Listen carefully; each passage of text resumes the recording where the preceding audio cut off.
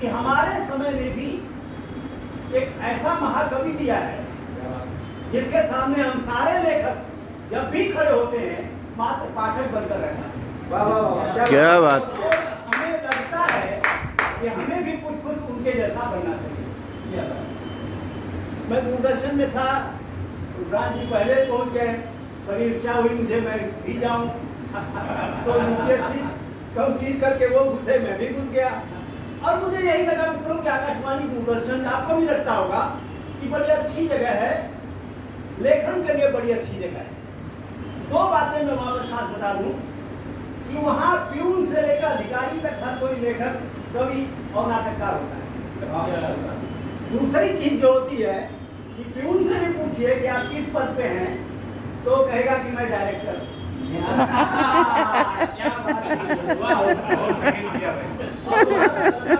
को पहचानते हैं? अच्छा वो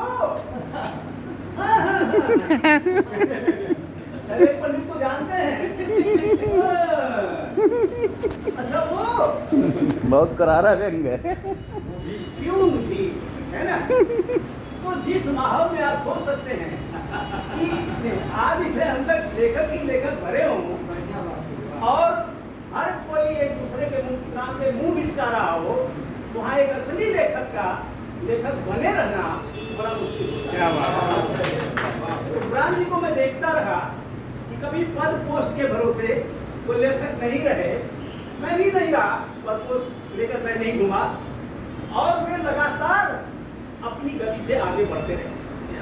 भाई कौशल किशोर ने जैसा लिखा है कि बीज से शिखर की यात्रा, और दूसरी चीज उसमें लिखी है इन्होंने कि स्मृतियां वरदान भी होती हैं, अभिशाप भी होती हैं। मैंने उमरान जी को बीज से शिखर होते देखा है। कितनी तकलीफ भरे माहौल में वे अपना शिखर होना फैला रहे थे, साबित कर रहे थे, यह मेरी आंखों से गुजरा है। और जैसे उपेक्षात्मक माहौल में हम रहे, उसमें मित्रों उमरान जी ने वरदान भी लिया उससे, और उससे अभिशाप की तरह भी लिया। और दोनों ही स्थितियों में वे सोए नहीं। कहते हैं कि स्मृतियां सोने नहीं देती, वे सोए नहीं, लगातार लिखते रहे, लिखते रहे, लिखते रहे, और तमाम उपेक्षा के बावजूद वे अंततः महाकवि होकर हमारे सामने। उन्होंने प्रबंधकार भी दिए, महाकाव्य भी दिए, कविता, गीत, नाटक, गजल, नाटक नहीं, नाटक भी, दिए, नाटक भी है, ब्लैक होल। नाटक मैंने ही लिखा है, नाटक में तो उन्होंने इतना, अभी हम गेस्ट हाउस में उनसे मिले तो उन्होंने अपने पत्रों का कम से कम 700-800 पढ़ने की पुस्तक, पत्रों का एक सिलसिला, सारे देश के लेखकों के पत्र, बड़े नया नया पत्र उन्होंने संग्रहित करके। मित्रों, उमरान जी ने जो कुछ लिखा, आप देखिए हमारे यहाँ मिथक जितने हैं, मिथकों में इतनी डेप्थ है, इतनी गहराई है कि वर्षों वर्ष आप लिखते चले जाइए तो गहराई कभी कम नहीं होती। भारतीय के कनुपिया में दूसरे महायुद्ध के बाद जैसी परिस्थितियां थी भारतीय में, उसने युद्ध है, अंधा युद्ध और कनुपिया दोनों को युद्ध की से कहीं आदमी को विमुख करने के लिए उन्होंने लिखा। जब कनुपिया के अंत में राजा कहती है कि कल्पना करती है कि तुम यादवों के युद्ध से लौटकर आकर मेरे वक्ष में मुंह कर सो गए हो, हैं?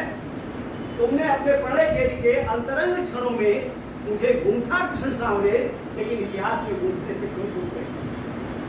मैं जन्म जन्मांतरों तक पगडंडी पर खड़ी रहूंगी कि तुम आओ और मुझे फिर से इतिहास में गूंथो। इतिहास में नहीं गूंथा, इसलिए महाभारत हुई। यहाँ उमरान जी राधा माधव को, राधा को प्रकृतिमय पाते हैं। प्रकृति से उत्पन्न होती है, प्रकृति में ही लय होती है। और आज आप देख लीजिए उसके आगे का काव्य हो, कनुप्रिया से आगे का काव्य है राधा माधव, कि आज प्रकृति हमारी कितनी बड़ी जरूरत है। आज प्रकृति से हमें जो कुछ मिलना है हम उसका लगातार दोहन कर रहे हैं, प्रतिज्ञा कहीं भी हम स्वागत नहीं करते। इस अर्थ में राधा माधव, इस अर्थ में रुद्रावतार, इस अर्थ में त्रेता, उनके काव्य महाकाव्य जो भी हैं अपने आप में अद्भुत हैं। मित्रों, लंबी यात्रा की इन्होंने, और इस लंबी यात्रा में सबसे बड़ी बात कि मैं आज उनका कानपुर में जिस तरह स्वागत होते हुए देख रहा हूँ, मुझे बड़ा अच्छा लग रहा है।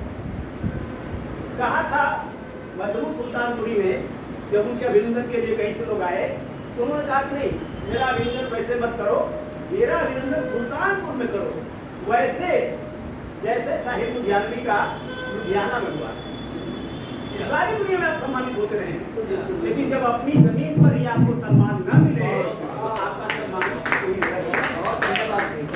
एक से एक बड़े लेखक हैं, इसमें बड़े रचनाकार हैं, सबने लिखा है, लेकिन कानपुर के डॉक्टर राकेश शुक्ल जी हैं, अशोक शास्त्री जी हैं, जयराम जय जी हैं, हरभजन गहलोत जी हैं, इतने सारे लेखक कानपुर के ही इसमें हैं, और वे सबके सब यहाँ पर आप सब लोग हैं। और यह जो आयोजन हो रहा है मित्रों, इससे भी आपका सबसे बड़ी बात तो ये मुझे आज ही पता चला कि 75 वर्ष जो हो गए भाई साहब है, नहीं कुछ हिसाब में गड़बड़ है, ये कहीं आप थोड़ा चेक करिएगा। लेकिन इनको इससे भी बड़ा अभिनंदन, इससे भी बड़ी उनकी रचनात्मकता पर बात हो, हम चाहेंगे उन्होंने जितना काम किया है उसका समग्र मूल्यांकन हो। अगर ये मूल्यांकन नहीं होता मित्रों, तो मैं समझता हूँ कि यह महाकवि अपनी राह तो चलता जाएगा, जिस राह से गुजरा हूँ गुजरेगा वो अपनी राह से, लेकिन हमारे भीतर ही कहीं कोई कुछ शेष रह जाएगा जो हमें अच्छा नहीं लगेगा। मैं चाहता हूँ कि वो राज इसी तरह लिखें, इसी तरह आगे बढ़ें, और हम सब और भी बड़ा जश्न मनाएं, और कैलाश वाजपेयी जी और भी बड़ा ग्रंथ इस पर निकालें। उन्होंने जितनी मेहनत की है मित्रों, सारे देश के लेखकों उन्होंने किया है, और इस तरह उन्होंने संकलन को इतना उपादेय बनाया है, इतना लाभकारी बनाया है, इतना योग्य बनाया है कि मैं उनकी पूरी टीम को एक बार पुनः बहुत बधाई देता हूँ। और रुद्रान जी से यही कामना करूँगा, रुद्रान जी अभी तो कुछ भी नहीं लिखा, अभी तो बहुत बाकी है, अभी जो कहते हैं कि जो सबसे कमाऊ पूत होता है घर में, उसी से उम्मीद होती है। मुझे रुद्रान जी से अभी बहुत बहुत उम्मीदें हैं, और वे अभी और बेहतर और बेहतर और बेहतर